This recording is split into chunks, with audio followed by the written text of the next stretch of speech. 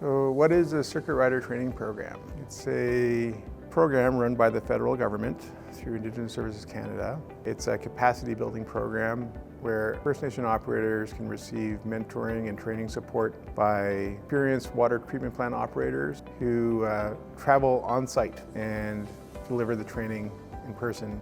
The Circuit Rider program has been very successful for a variety of different reasons. The circuit is the communities that are participating in the program and who have water treatment plants.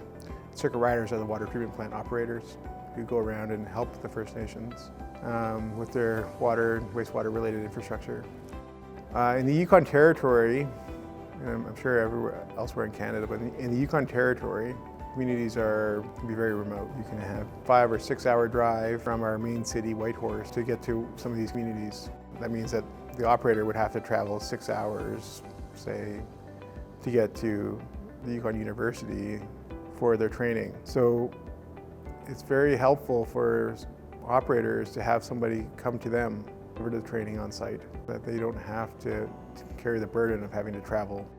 Trained on their own equipment. You get trained on their own process.